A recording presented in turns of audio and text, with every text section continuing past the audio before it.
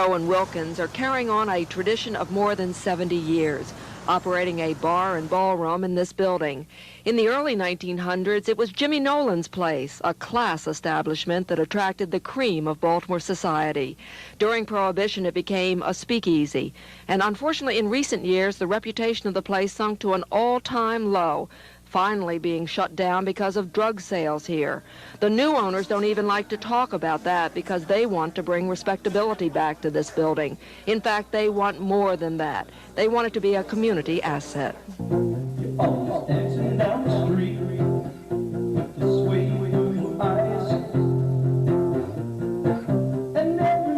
There is a lounge at Times End, a bar, and a ballroom where on weekends live bands provide music for listening and dancing. But more than that, it has become almost a community center because Sharon Zander, a former social worker, and Bob DeVoe, a former YMCA supervisor, who now own the place, have reached out to the people of the community, especially the kids. Well, we feel that this is a way that we can help the community and help ourselves and also achieve our dream by building the center for the kids someday. So this is a way we can do it. It's a tool for us. So you think this will be a good influence on the community, on the kids in the community, even though it is a bar, a lounge, a pub, a nightclub? Well, yeah, definitely, because it's the way you handle the nightclub, the bar, the pub atmosphere, and I think we handle it well, and I think it'll be good for the community. Sharon and Bob have involved the neighborhood kids in projects such as constructing this gold mine where customers toss money for worthy causes, such as WPOC's radio campaign for Johns Hopkins Children's Center. And Bob hopes to get boxing going in the ballroom. We just happen to have the room in there on our dance floor, and we were thinking, why not put up a portable gym, a portable ring for the kids to come in, box, have good supervision. I know some ex-professional boxers and everything. Try to get them in, ask them to volunteer some time, and maybe we can put something together for the kids. You fill up my senses like a night in the forest,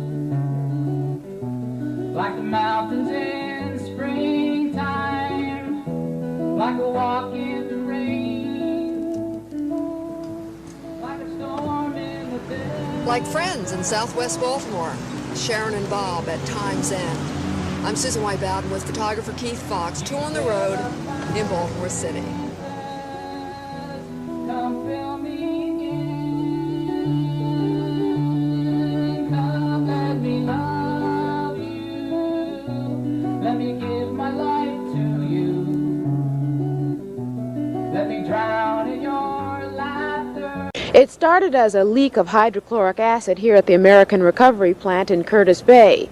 A guard smelled fumes early this morning around 6:30. He called the fire department. They responded and cleaned up the hydrochloric acid without much problem. But as they were about to leave, something unexpected happened.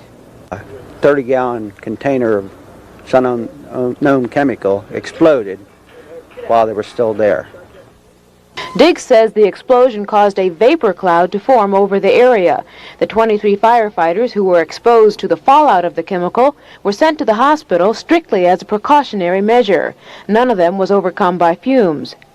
American Recovery collects toxic waste from industries and research labs. It then treats the materials to make them less toxic so they can be disposed of in landfills. The company isn't certain what was in the container that exploded. Yes, we have guesses, but tomorrow morning we will probably know better. We're running analytical checks on it to see what was in the drum, what occurred.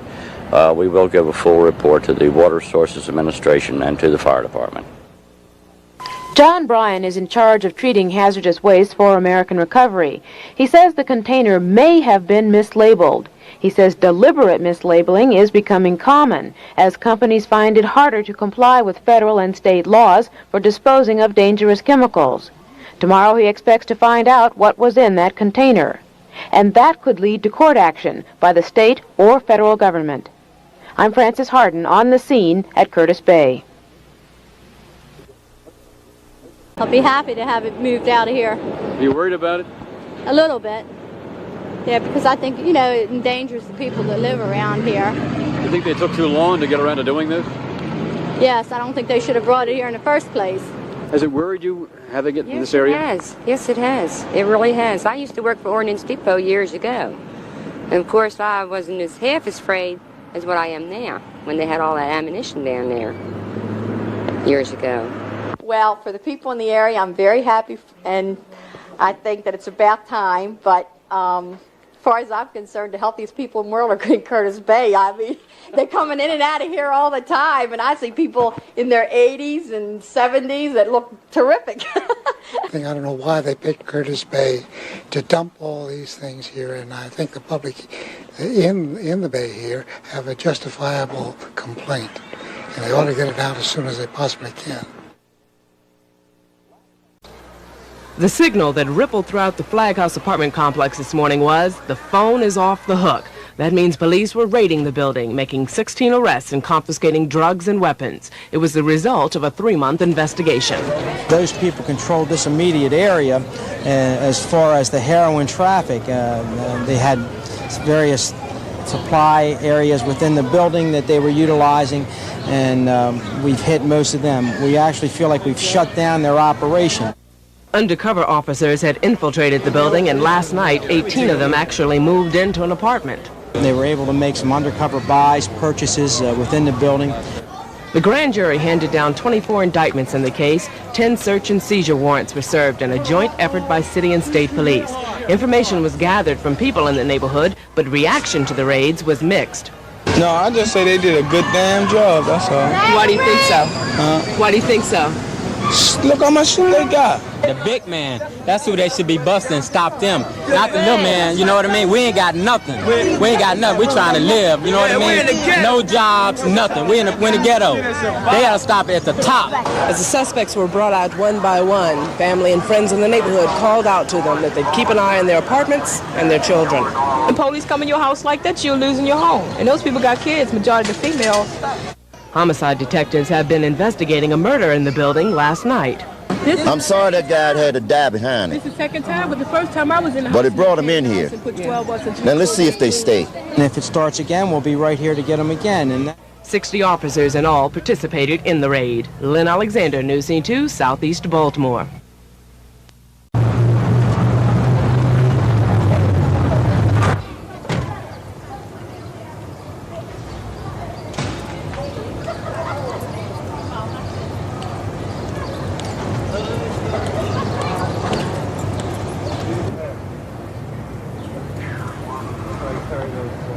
Munchie's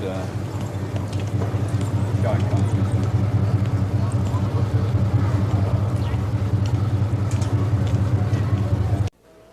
Old dilapidated housing in Baltimore, usually containing lead-based paint on the walls and windowsills, has 1,700 children currently being treated for lead poisoning in the city. Authorities say it's never been a housing issue, and that's been the problem. A report by the Absalom Jones Housing Center shows that 80% of the young children living in old housing areas have increased lead absorption, a problem that can blossom into severe illness and even become fatal. The problem in Baltimore is that even if a parent wants to have paint checked, it's impossible unless one of their children has already been poisoned. If a parent wants their house inspected, say, for lead paint, there's no way to get that done. It is not part of the housing code, therefore it is not part of a regular housing inspection. When a house is inspected, it's inspected by the health department only because they have had a child referred to them as having been lead poisoned. The sad part is that brain damage from lead poisoning is permanent. The Kennedy Institute reports that other health problems from lead poisoning can be treated at a cost of about $12,000 per treatment. So if a child's home is not lead-free, ultimately that child can end up being poisoned over and over again. Doctors say vomiting and convulsions are signs of serious lead poisoning. But if the home is not free of dust-containing lead particles and lead paint chips, the children may suffer serious learning disabilities when they get to school. Kathy Bond, News Scene 2.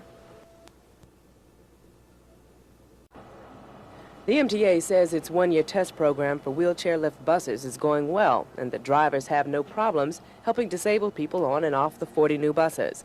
Not so, says Disabled in Action. It says driver training is inadequate. So far, we have yet to find a single operator that knew how to operate the lift the first time they tried to run it, which means and several of them have said their training was merely a matter of somebody saying, this is how it works. We found the complaint to be true, at least on one line. The driver had trouble getting the safety barrier down on his lift. He needed to lower it all the way to the ground. But now that I got that corrected, it's working okay now. I can't really say too many bad things about them. Did you get pretty good training on how to operate it? 2 different times. Right after the second guy that showed me, which was the supervisor, gave me the right way. But he trained me in the yard, it was the wrong way. The DIA says routing schedules are poor. Lift buses to downtown run 38 minutes apart in the morning, 33 minutes apart in the evening. At the direction of the handicapped community, the service that we are putting in is directed to the places where handicapped people live and work and want to travel to. To make its point, the DIA uses the Social Security complex schedule. They get one at 4:46 in the afternoon and 5:12 in the afternoon. And the only other bus going to Social Security is at 6:57 in the morning. Now, who works those kind of hours? Yet it's the largest single employer of disabled people. The discrepancies continue in the field. This is supposed to be a transfer point between the 15 line, which runs downtown, and the 22 line, which runs crosstown. However, if a disabled person were to get off at that stop on Erdman Avenue, there'd be no point along this route on Bel Air Road to which he'd be able to ride a wheelchair lift bus. Not for a quarter mile going north, a half mile going south. The DIA says unless the routing schedules are improved, the MTA's test program is doomed to fail. Lynn Alexander, News Scene 2.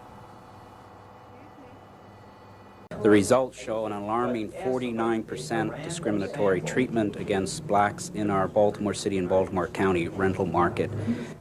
It is against the law to discriminate against people looking for housing, but this survey says that today, 15 years after the federal fair housing law was passed, blacks and whites are being treated differently in some sections of metropolitan Baltimore. 16 major complexes were found to be a problem for blacks. 3 areas of concern are Randallstown, Pikesville, and Reisterstown. This study says many blacks are having trouble renting apartments or buying homes in these areas. And many are finding that they have to drive back down Liberty Road or Reisterstown Road closer to the city line to get good housing. Arnold Seeger says he would like to have gotten a place out near Randallstown, but had trouble renting at several places and came back closer to the city line to this complex in the Woodmore section. He says out further they had vacant apartments when he called before they saw his color, but when he got there were none available. That's about the sum of it. For example, if you call there, they would tell you that they had vacancy, and then when you get there with your money, well, they just don't have a vacancy. There is also a problem with certain real estate agents in home buying, and lawsuits are pending. I'm Susan Weiboud, News Scene 2, Baltimore. One thing that you never want to do is to make the city fair a stereotype. You put the city fair in the exact same location, you put everything right back where it is, and after a time, it's just a run of the mill. So what you do, you try to change it, you try to move it, you try to do different things with it, and then it keeps that unique property. What Mayor Schaefer said he made clear to City Fair organizers this year, what has been losing ground in recent years, is that the City Fair is a neighborhood party first and foremost. And without neighborhoods, there would be no City Fair. The neighborhoods were always the center of the city fair, and that's still till today, and will continue as long as there's going to be a successful city fair, emphasize the neighborhoods. So that's just what will happen when the fair moves back to where it began 14 years ago, Center Plaza, Hopkins Plaza, and the downtown streets. This time also encompassing Lexington Mall, Lexington Market, and the Howard Street development area. A location area merchants say is just great with them. Something else missing from the Inner Harbor this year will be the ethnic festivals. Mayor Schaefer told me some of the festivals have just grown too large for Rash Field. Some will be along Lexington Street, some will be in different locations. The location of all have not been decided, but I think they'll be accommodated. There's no problem with this.